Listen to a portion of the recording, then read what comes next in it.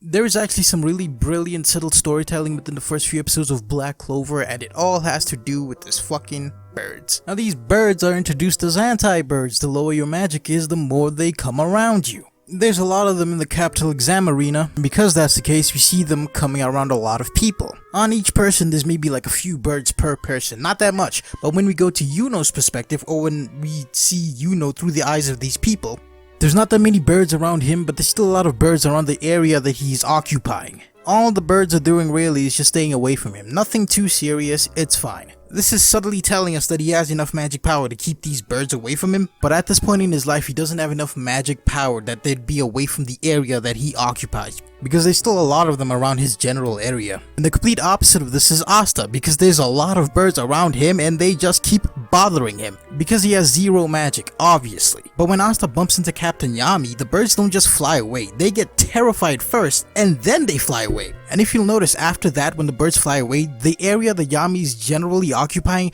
there's only maybe like 1 or 2, maybe 3 birds around that area. When we go back to Yuno's situation and we compare the two, around Yuno there was still like a shit ton of birds, but with Yami that doesn't exist like at all. This is telling us that not only is Yami incredibly dangerous, he's also really powerful, more powerful than Yuno, at least at this point in the story. Because these birds are here, it creates an incredibly subtle way of telling us that Yami is more dangerous and more powerful than Yuno. Right after this, when the fireworks go off and Yami doesn't kill Asta, the captains walk in. When the captains walk in, the birds, all of them throughout the entire stadium, they just leave. This is just subtly telling us that some of the most powerful people in the entirety of the kingdom have walked into the room. Obviously, they're the captains. But an important thing that the birds don't do when the captains show up is get as freaked out as they did when Yami showed up. Because obviously, most of the captains are a lot less, wild, or they're more civil than Yami is.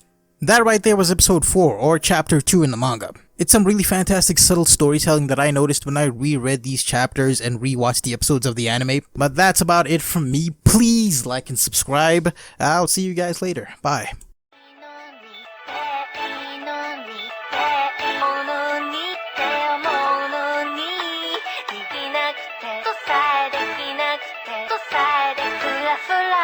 Fla fla